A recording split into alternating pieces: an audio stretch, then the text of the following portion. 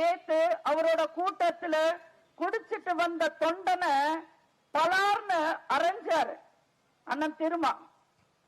அவர் பண்ணின தப்பென்ன? உங்க மேல அன்பு வச்சுக்கிட்டு வந்த தொண்டை குடிச்சிட்டு வந்தா.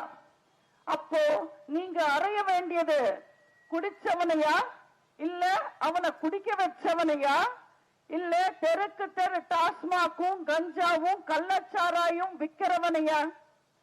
அவன் எந்த தப்பு செஞ்சான்றதுக்காக நீங்க அரைஞ்சிங்க?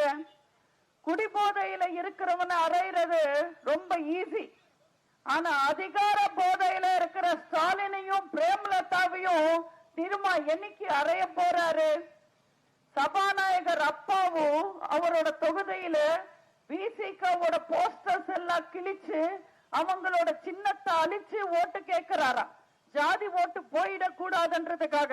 அப்போ அந்த அப்பாவுவ நீங்க என்னைக்கு அறைய போறீங்க? வேட்பாளர் அறிமுக கூட்டத்துல உனக்கு வெறும் 8 சீட்டு, எனக்கு 10 சீட்டுன்னு திமுற உட்கார்ந்துகிட்டு இருந்து பேர் சொல்லும் போது எழுந்து நிக்காத பிரேமலதாவ என்னைக்கு நீங்க அறைய போறீங்க? ஒரு போன் கால்லயே உங்களை பயம்புறுத்தி போட்டியிடாம வாபஸ் வாங்க வச்சவங்களை நீங்க இன்னைக்கு அறைய போறீங்க? திருமால இன்னைக்கு தமிழ்நாட்டுல அரசியல் பண்றாரா இல்ல அடிமையா வாழ்றாரான்றது உங்க எல்லாருக்கும் தெரியும்.